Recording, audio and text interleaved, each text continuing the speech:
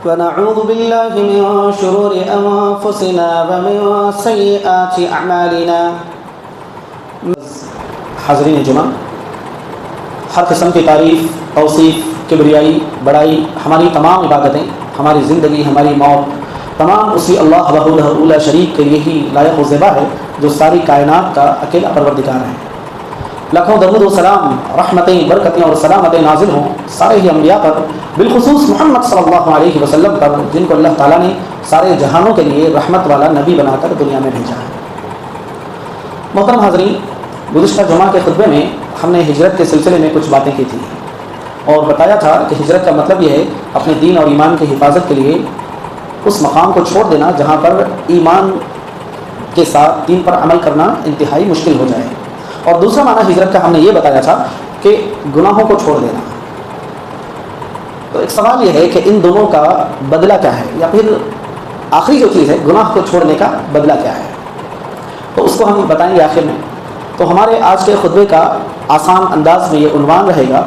کہ اللہ کے لیے کسی چیز کو چھوڑنے کا کیا بدلہ ہے. یعنی آدمی بعض دفعہ حق پر بھی ہے، آدمی بعض دفعہ صحیح بھی ہے، لیکن پھر بھی وہ اللہ کے لیے کسی چیز سے دستبردار ہو جا رہا ہے، یا پھر آدمی گناہ کے قریب پہنچ کر اسے اللہ تعالیٰ کا احساس ہو رہا ہے، اللہ تبارک و تعالیٰ کی ذات کا، اللہ تبارک و تعالیٰ کے رعب و دبدبے کا، اللہ کا خوف اس پر طاری ہو رہا ہے. ایسے وقت میں آدمی اگر اللہ کے لیے کسی چیز کو چھوڑ دیتا ہے اس کا کیا بدلہ ہے، ہم یہ جاننے کی کوشش کریں گے. 3 مثالیں ہمارے پاس ہیں. سب سے پہلی مثال تو مہاجرین کی ہے کہ ان لوگوں نے اللہ تبارک و تعالیٰ کے لیے اپنی تمام چیزوں کو قربان کر دیا. مکہ کو چھوڑا، اپنے گاؤں کو، باپ دادا کے شہر کو چھوڑ دیا، صرف اور صرف باپ دادا کے دین کو چھوڑ دیا، باپ دادا کی روایات کو چھوڑ دیا، باپ دادا کے گاؤں کو، شہر کو چھوڑا، اور جا کر ایک نئی بستی میں نئی جگہ رہ کر زندگی گزارنے لگے، صرف اللہ تعالیٰ کی عبادت کرنے کے لیے، اللہ کے دین کو دوسروں تک پہنچانے کے لیے. علامہ ابن قیم رحمہ اللہ نے لکھا ہے کہ مہاجرین نے جب ہجرت کی، ایک گاؤں کو چھوڑ کر دوسرے گاؤں میں گئے، تو ان کی زندگیوں میں اتنی برکت دی کہ اللہ تبارک و تعالیٰ نے صحابہ کے ہاتھوں میں بڑے بڑے ملک فتح ہوئے. قیصر و کسریٰ جن کی طاقتوں سے لوگ ڈرتے تھے، لیکن یہ چند مہاجرین جب مکہ سے نکل کر ہجرت کر کے آئے تو اللہ تبارک و تعالیٰ نے ان کے قدموں میں اللہ تعالیٰ نے دنیا کی بادشاہتیں ڈال دی کہ بڑے بڑے ممالک ان بادشاہوں کے ہاتھوں، ان صحابہ کے ہاتھوں میں، ان مہاجرین کے ہاتھوں میں فتح ہوئے. پہلی مثال رہی. دوسری مثال ہمارے پاس حضرت سلیمان علیہ السلام کی ہے. حضرت سلیمان کے بارے میں آتا ہے، اللہ تعالیٰ نے سورہ صاد میں تذکرہ کیا ہے، اذ عرض علیہ بالعشی الصافنات الجیاد. الصافنات الجیاد کہتے ہیں ایسے گھوڑوں کو جو بہت تیز رفتار بھی ہوں اور اپنے 3 پیر زمین پر رکھ کر ایک پیر اٹھا کر جو اوپر اٹھ سکتے ہیں. یعنی اعلیٰ نسل کے گھوڑے، اعلیٰ قسم کے گھوڑوں کو کہا جاتا ہے. حضرت سلیمان علیہ السلام کے پاس یہ گھوڑے پیش کیے گئے. بعض روایات میں ہے کہ 20 گھوڑے تھے، بعض روایات میں 100 گھوڑوں کا بھی تذکرہ ہے. جب یہ گھوڑے پیش کیے گئے تو حضرت سلیمان علیہ السلام ان گھوڑوں کا جائزہ لے رہے تھے اور ان کی نماز کا وقت فوت ہو گیا. بعض روایات میں عصر کی نماز کا تذکرہ ہے، یہاں تک کہ سورج بھی ڈوب گیا تھا. تو دیکھا کہ ان گھوڑوں نے مجھے اللہ تعالیٰ کی عبادت سے، اللہ تعالیٰ کے ذکر سے غافل کر دیا ہے. تو حضرت سلیمان علیہ السلام نے پورے گھوڑوں کو ذبح کر دیا. یہ چیز مجھے اللہ تعالیٰ سے دور کرنے والی ہے، تو اس کو اب ختم کر دیں گے. علامہ ابن قیم رحمہ اللہ نے اس آیت کریمہ کی تفسیر کے بعد لکھا ہے کہ جب حضرت سلیمان علیہ السلام نے ان پسندیدہ گھوڑوں کو اللہ کے لیے قربان کر دیا کہ یہ میری اور اللہ تعالیٰ کی محبت میں درمیان میں آ رہے ہیں، تو اللہ تعالیٰ نے انہیں فسخرنا لہ الریح، اللہ تعالیٰ نے انہیں ہوا عطا کی، ایسی ہوا جو ان کے اشارے سے انہیں کہیں بھی پہنچا سکتی تھی. یعنی اللہ کے لیے ایک چیز کو چھوڑنے کا انعام دنیا ہی میں یہ ملا کہ اللہ تبارک و تعالیٰ نے انہیں ایسی ہوا مسخر کر دی. اللہ تعالیٰ نے ایک ایسی چیز انہیں دے دی جو ان گھوڑوں سے بہتر ہے. گھوڑے تیز رفتار تھے اور تیزی کے ساتھ پہنچنے والے تھے، مگر اللہ تبارک و تعالیٰ نے ان گھوڑوں سے تیز رفتار ہوا انہیں عطا فرمائی. یہ جہاں چاہتے ہوا انہیں وہاں پر لے کر چلی جاتی. دوسری مثال. تیسری مثال ہمارے پاس حضرت یوسف علیہ السلام کی مثال ہے کہ یوسف علیہ السلام کو ایک گناہ کی دعوت دی گئی ایک عورت کی جانب سے، بہت ہی جاہ و جلال والی ایسی عورت کی طرف سے دعوت گناہ دی گئی، مگر انہوں نے کہا قال رب السجن احب الی مما يدعوننی الیہ، اے اللہ جس چیز کی طرف یہ دعوت دے رہے ہیں اس سے مجھے جیل جانا بہتر ہے،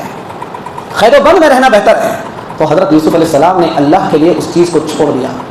نتیجہ کیا ہوا؟ اسی گاؤں میں، اسی محل کے، اسی سلطنت کے سربراہ بنائے گئے.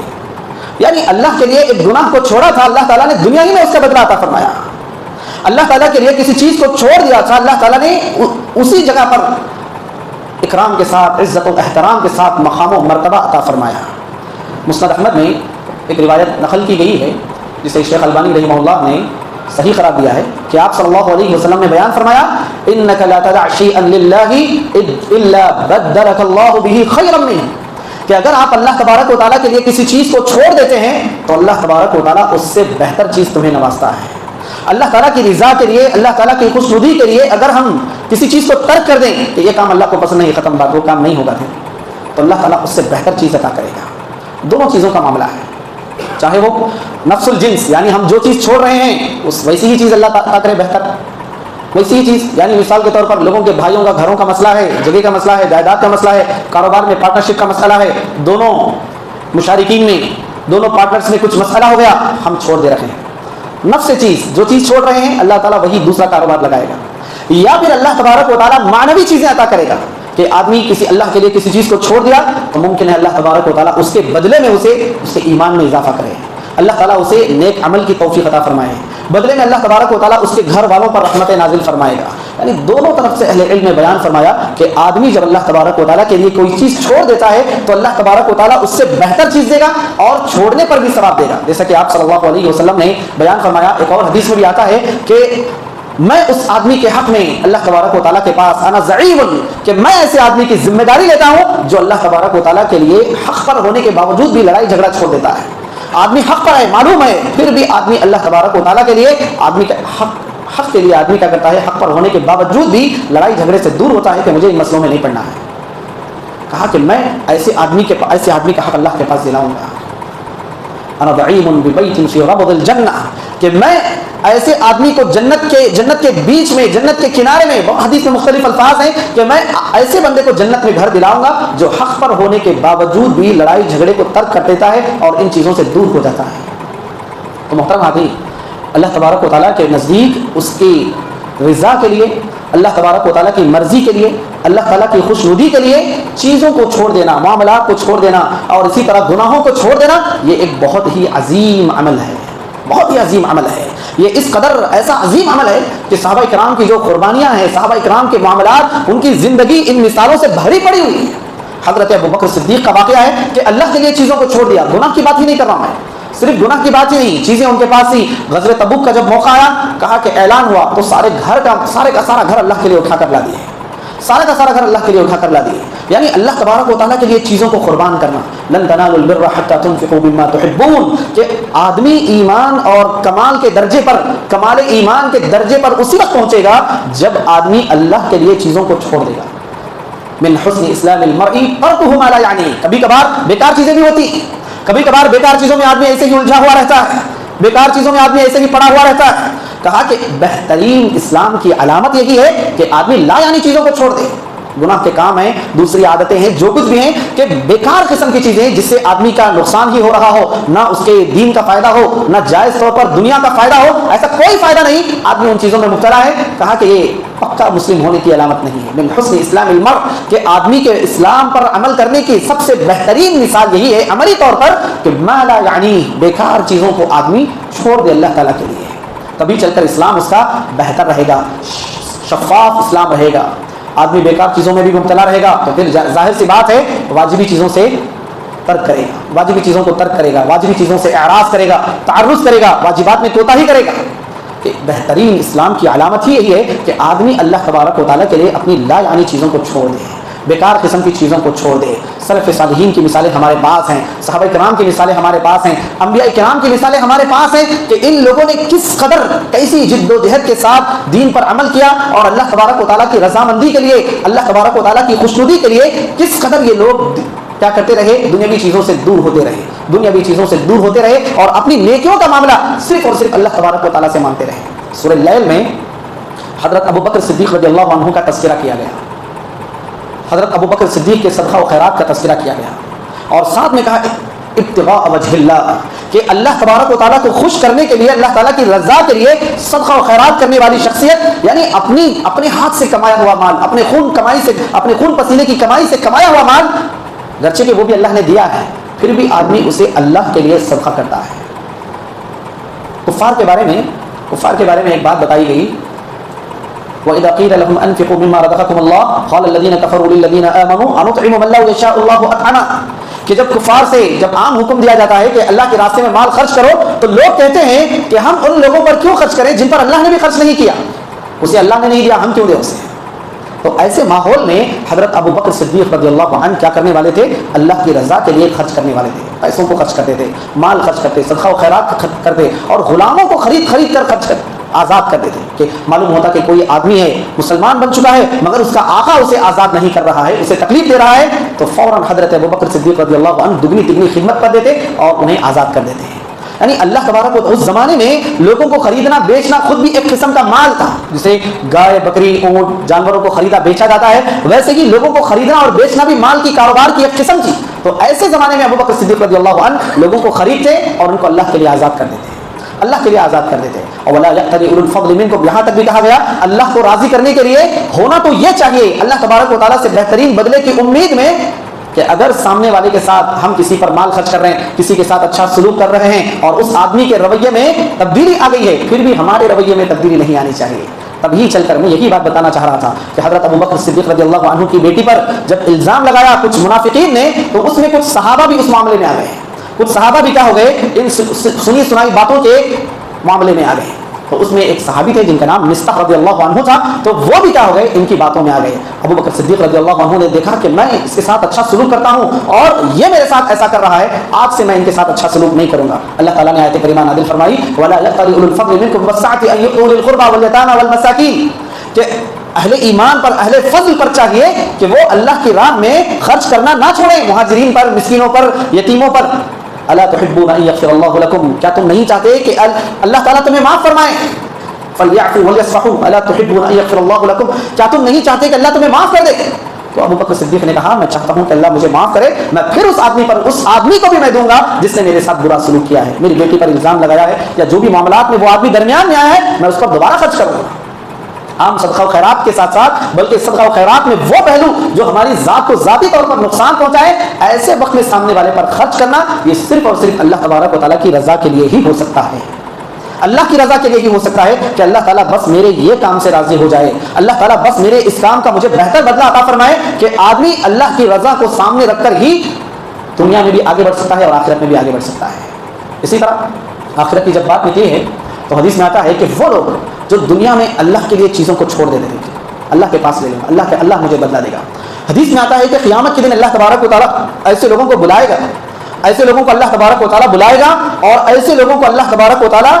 جنتیوں کا لباس پہنائے گا۔ یلبسوا لباس اہل الجنہ، جنتیوں والا لباس ان لوگوں کو پہنایا جائے گا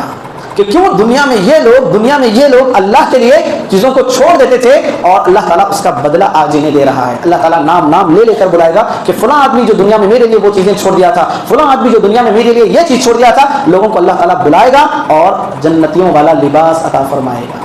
تو اللہ کے لیے چیزوں کو چھوڑ دینا، معاملات بھی ہو سکتے ہیں اور معاملات سے آگے بڑھ کر ہماری اپنی پرسنل زندگی کے بہت سارے معاملات ہیں، اگر ہم اللہ تعالیٰ کی رضا کے لیے فیصلہ کر دیں تو بہت سارے معاملات ہمارے حل ہو سکتے ہیں کہ کوئی آدمی اللہ کی رضا کے لیے آدمی غیر محرم کو دیکھنا چھوڑ دے، اللہ کی رضا کے لیے کوئی آدمی سود کھانا چھوڑ دے، اللہ تعالیٰ کی رضا کے لیے آدمی حرام کمائی سے بچ جائے، اللہ تعالیٰ کی رضا کے لیے آدمی دوسری چیزوں سے بچ جائے جو وہ مبتلا ہے، بیکار چیزوں میں مبتلا ہے۔ اللہ کی رضا کے لیے میں کیا چھوڑ سکتا ہوں؟ اللہ کی رضا کے لیے اپنے اللہ کو راضی کرنے کے لیے میں کیا کر سکتا ہوں؟ ہم بہت دھوکے میں ہیں، اللہ معاف فرمائے، ہم اتنے دھوکے میں ہیں استغفر اللہ۔ کیا ہمیں لگتا ہے کہ جیسے میں ہوں آپ ہیں، ہم اپنے لیے خود کے لیے کتنی دعا کرتے ہیں روزانہ؟ کہاں کرتے ہیں؟ ہم خود کے لیے کتنا قرآن پڑھتے ہیں؟ ہم خود کے لیے کتنی نمازیں پڑھتے ہیں؟ یہ چھوڑیے، ہم اپنے ماں باپ کے لیے ہم کیا کر رہے ہیں؟ دن میں ہم کتنا اپنے ماں باپ کے لیے عمل کرتے ہیں؟ ہم دن میں جو ماں باپ ہمیں بچپن سے پال پوس کر جنہوں نے بڑا کیا ان کے لیے ہم کیا کر رہے ہیں؟ تو کیا ہم اپنے اولاد سے امید رکھیں گے کہ ہمارے مرنے کے بعد وہ ہمیں کریں گے؟ ہرگز نہیں کریں گے۔ لوگوں کو اپنی نمازوں کی فکر نہیں ہے، لوگوں کو اپنی دعاؤں کا خیال نہیں ہے، لوگوں کو اپنے دین کی فکر نہیں ہے، لوگوں کو اپنی خبر کا خوف، اپنی خبر کے اندھیرے کا خوف نہیں ہے، لوگوں کو نہ اپنی جنت کا شوق ہے، لوگ نہ اپنی جہنم سے بچنا چاہتے ہیں۔ تو کیا ہمارے مرنے کے بعد لوگ ہمارے حق میں اٹھ کھڑے ہوں گے؟ لوگ اپنی نماز پڑھنے کے لیے فجر کو نہیں اٹھتے، لوگ اپنی نمازیں پڑھنے کے لیے اپنا کام نہیں چھوڑتے۔ ہمارے لیے کوئی آدمی قربانی دے کر ہمارے لیے کون الگ سے وقت نکالے گا، کون دعا کرے گا، ہمارے لیے کون کیا کرے گا؟ تو ایک مومن کو چاہیے الکیس من دان نفسہ وعمل لما بعد الموت، کہ سب سے عقل مند انسان وہ ہے جو اپنے نفس کا تزکیہ کرتا ہے اور موت کے بعد آنے والی زندگی کے لیے عمل کرتا ہے. موت کے بعد آنے والی زندگی کے لیے عمل، یعنی اللہ کے لیے ہمارے پاس ایک اللہ تعالیٰ کی طرف سے ہمیں ایک کھلا ایک پیٹرن دے دیا گیا ہے، ہمیں دین کے اعتبار سے کیا کیا کرنا ہے کیا کیا نہیں کرنا ہے. مگر ہم بہت ساری ایسی اضافی چیزوں میں مبتلا ہیں کہ جس کی وجہ سے ہمارا ایمان متاثر ہو رہا، ہماری عبادتیں متاثر ہو رہی، ہمارے اعمال متاثر ہو رہے ہیں، ہم حلال اور حرام میں فرق محسوس نہیں کر رہے ہیں، ہماری اپنی خواہشات کی وجہ سے، ہمارے اپنے معاملات کی وجہ سے ہم فرق ہی نہیں کر رہے ہیں کہ اللہ کو راضی کرنے والی چیز کیا ہے، اللہ کو کیا چاہیے کیا نہیں چاہیے. ہم یہ فرق کرنے سے باز آ چکے ہیں، عاری ہو چکے ہیں، غافل ہو چکے ہیں. ہمیں یہ اپنی زندگی میں ذاتی زندگی میں یہ فیصلہ کرنا چاہیے کہ میں اللہ کو راضی ہونے والے ہی کام کروں گا، اس سے میں پیچھے ہٹ جاؤں گا دوسرے کاموں سے.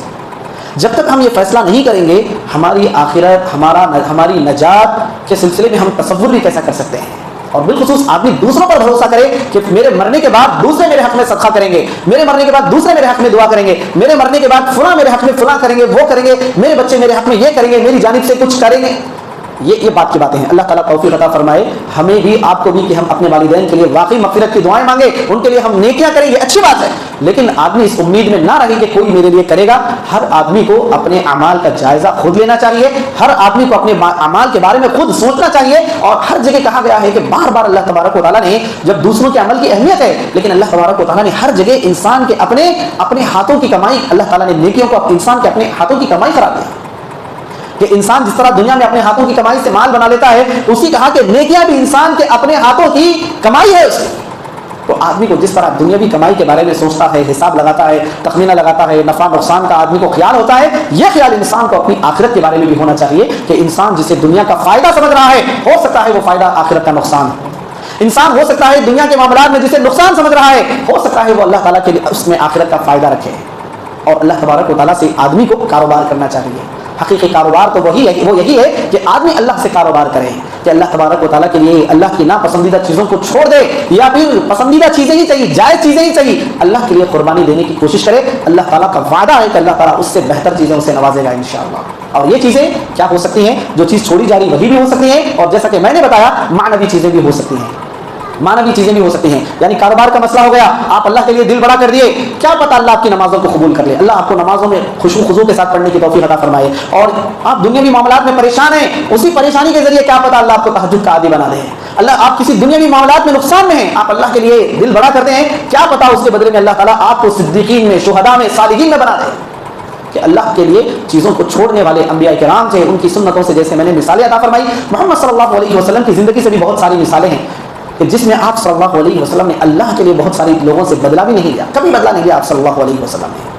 حق پر ہونے کے باوجود بھی، سچائی پر ہونے کے باوجود بھی، طاقت ہونے کے باوجود بھی کبھی بدلہ نہیں لیا آپ صلی اللہ علیہ وسلم نے. اور بدلے میں آپ صلی اللہ علیہ وسلم کو اللہ تبارک و تعالیٰ نے کہا وَرَفَعْنَا لَكَ ذِكْرَكَ کہ محمد صلی اللہ علیہ وسلم کے ذکر کو بلند کیا گیا. آپ صلی اللہ علیہ وسلم کے ذکر کو معنوی اعتبار سے، ظاہری اعتبار سے محمد صلی اللہ علیہ وسلم کو اونچا مقام عطا کیا گیا.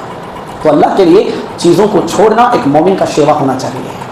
اللہ کے لیے چیزوں کو چھوڑنا، ہاں مجبوری کے لیے چھوڑنا، وہ چھوڑنا نہیں، اللہ کے لیے، اللہ کو راضی کرنے کے لیے چیزوں کو چھوڑ دینا. اللہ کو راضی کرنے کے لیے یعنی آدمی کے پاس طاقت ہے، چاہے تو وہ غصہ ہو سکتا ہے، کہ آپ صلی اللہ علیہ وسلم نے بیان فرمایا کہ آدمی کے پاس طاقت ہے، چاہے تو وہ غصہ ہو سکتا ہے، مگر پھر بھی آدمی اپنے غصے کو کنٹرول کر لے گا تو اللہ تعالیٰ قیامت کے دن ایسے آدمی کو بلائے گا اور کہے گا کہ حور عین میں سے جسے چاہے اسے لے لے.